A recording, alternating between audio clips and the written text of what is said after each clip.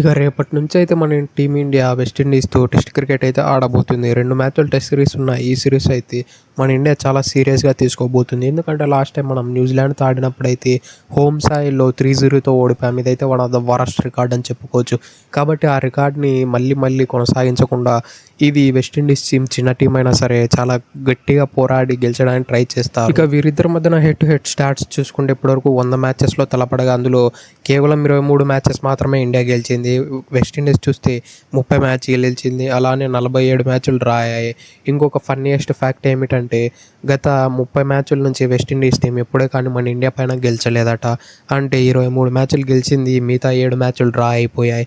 అంటే మన India last 30 matches అయితే చాలా లీతల్గా తయారైపోయింది against West Indies or any team పైన.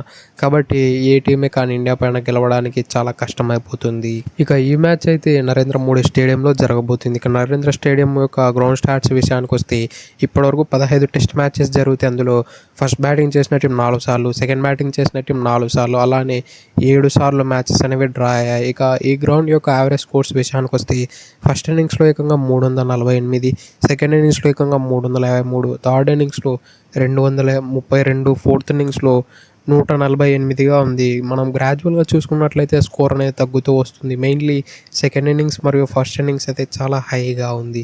ఇదైతే ప్యూర్గా బ్యాటింగ్ ఫ్రెండ్లీ వికెట్ అని కూడా చెప్పుకోవచ్చు. ఫస్ట్ డే 1లో అయితే డెఫినెట్లీ ఈ గ్రౌండ్లో అయితే పేస్ మరియు సీమ్ మూమెంట్ అయితే ఎక్కువగా ఉండబోతుంది. అలానే సెకండ్ డే వచ్చేసరికి కొంచెం బ్యాటర్లకు కొంచెం ఈజీగా ఉంటుంది. అలానే రెండో సెక్షన్ ఆర్ మూడో సెక్షన్ నుంచి స్పిన్ అనేది కొంచెం టర్న్ అవుతుంది. అలానే థర్డ్ డే వచ్చేసి టర్న్ అండ్ లో బౌన్స్ అనేది దొరుకుతుంది. ఆ తర్వాత ఫోర్త్ డే స్పిన్ అనేది చాలా ఘోరంగా అయిపోతుంది. ఆ తర్వాత బ్యాటర్లు సర్వైవ్ కావడం చాలా కష్టం. అందుకే ఫోర్త్ ఇన్నింగ్స్లో కేవలం 148 యావరేజ్ స్కోర్ మాత్రమే ఉంది. ఇక మన ఇండియన్ టెస్ట్ టీం అయితే చాలా స్ట్రాంగ్గా కనిపిస్తుంది. మెయిన్లీ ఇంగ్లాండ్కి వెళ్ళి ఇంగ్లాండ్లో టెస్ట్ డ్రా చేసుకొని వచ్చి అక్కడ అలవాటు లేని కండిషన్స్లో కూడా చాలా అద్భుతంగా పర్ఫామ్ చేసి మన ఇండియా అయితే చాలా కాన్ఫిడెంటల్గా ఉంది. అలానే కేఎల్ రాహుల్, యశస్వి జైస్వాల్ లాంటి టాప్ ప్లేయర్స్ కూడా చాలా మంచి క్లాస్ టచ్లో ఉన్నారు. మెయిన్లీ యశస్వి జైస్వాల్ అయితే ఫస్ట్ డెబ్యూ మ్యాచ్లోనే వెస్టిండీస్ పైన ఏకంగా 175 కొట్టాడు. కాబట్టి అదే గుర్తు తెచ్చుకొని ఈ మ్యాచ్లో కూడా ఎక్కువ రన్లు కొట్టే అవకాశాలు లేకపోలేదు. అలానే వన్ డౌన్లో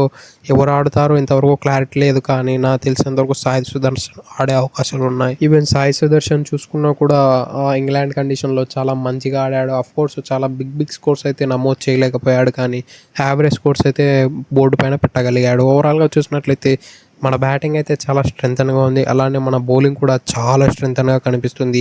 ఒక కన్సర్న్ ఏమన్నా ఉందా అంటే అదే 4 స్పిన్నర్లతో వెళ్తారా లేదంటే 3 స్పిన్నర్లతో వెళ్తారా అనేది చాలా పెద్ద కన్సర్న్గా మారిపోయింది. ఇఫ్ ఇన్ కేసు 4 స్పిన్నర్లతో వెళ్ళినట్లయితే ఒకే ఒక మెయిన్ ఫాస్ట్ బౌలర్ ఆడగలుగుతాడు. ఏదర్ బూమ్రా ఆర్ సిరాజ్ ఆడగలుగుతారు. ఇఫ్ ఇన్ కేసు 3 స్పిన్నర్లతో వెళ్తే వీళ్ళిద్దరు ఆడే అవకాశాలు చాలా ఎక్కువగా కనిపిస్తున్నాయి. ఇక మన ఇండియన్ యొక్క ప్రబుల్ ప్లేయింగ్ 11 విషయానికి వస్తే ఓపెనర్స్ కేఎల్ రాహుల్ మరియు యశస్వి జైస్వాల్, నెంబర్ 3లో సాయి సుదర్శన్ ఆర్ దేవదత్ పట్టికల్, నెంబర్ 4లో శుభ్మన్ గిల్, నెంబర్ 5లో నితీష్ కుమార్, నెంబర్ 6లో రవీంద్ర జడేజా, నెంబర్ 7లో ధ్రువ్ జురేల్, నెంబర్ 8లో వాషింగ్టన్ సుందర్, నెంబర్ 9లో అక్షర్ పటేల్ ఆర్ కుల్దీప్ యాదవ్. వీళ్ళిద్దరిలో వెరైటీ కోసం ఎవరు వెరైటీ కావాలనుకుంటే Kuldeep Yadav. If in case ఒక బ్యాటింగ్ కూడా మాకు ఎక్స్ట్రా యాడెడ్ అడ్వాంటేజ్ ఉండాలి అంటే అక్షర్ పటేల్ వైపు వెళ్ళే అవకాశాలు ఉన్నాయి.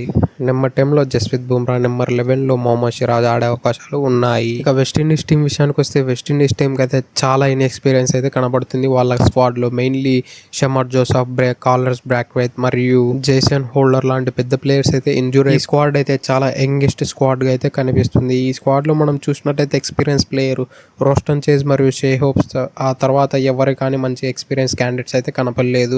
వీళ్ళ బ్యాటింగ్ మెయిన్లీ షే హోప్ మరియు రోస్టన్ చేజ్ పైన ఆధారపడే అవకాశాలు ఉన్నాయి. అటు ఇటు అయితే బ్రెండన్ కింగ్ కూడా ఆడే అవకాశాలు ఉన్నాయి. ఆ తర్వాత క్యాంబిల్ అతడు కూడా ఏదో మంచి పర్ఫార్మెన్సెస్ అందిస్తున్నాడని చెప్పుకొస్తున్నారు. ఇక వీళ్ళ బౌలింగ్ యూనిట్ విషయానికి వస్తే జేడెన్ సీజన్ ఇతడైతే చాలా మంచిగా వేస్తున్నాడు. అది వెస్టిండీస్ కండిషన్లో ఆర్ సీమింగ్ ట్రాక్స్లో.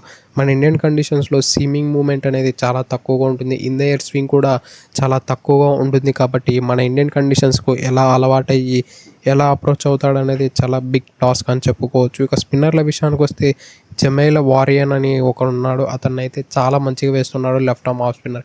ఇతడు మనము వే బ్యాక్ 2 years బ్యాక్ మనము ఇండియా టూర్ ఆఫ్ వెస్టిండీస్ చేసినప్పుడు అక్కడ ఇతడు ఆడారు మన ఇండియన్ ప్లేయర్స్. కాబట్టి దాన్ని నెగోషియేషన్ చేసేందుకు కూడా చాలా ఈజీగా ఉండబోతుంది. మనము last series home test matches సిరీస్లో ఓడిపోయినప్పుడు చూసుకున్నట్లయితే లెఫ్ట్ ఆర్మ్ స్పిన్నర్ల పైన చాలా వరకు తడబడ్డారు. మెయిన్లీ మిచెల్ సాటన్ లాంటి బౌలర్ అయితే మన ఇండియాను కొలాప్స్ చేసి పడేశాడు. కాబట్టి ఈ లెఫ్ట్ ఆఫ్ స్పిన్నర్లతో కొంచెం జాగ్రత్తగా డీల్ చేసే అవకాశాలు చాలా ఎక్కువగా కనిపిస్తూ ఉన్నాయి. That's it for today. ఇలాంటి మరెన్నో వీడియోల కోసం మన ఛానల్ సబ్స్క్రైబ్ చేసి డైలీ ఫాలో కండి. Thank you for it. Have a nice day.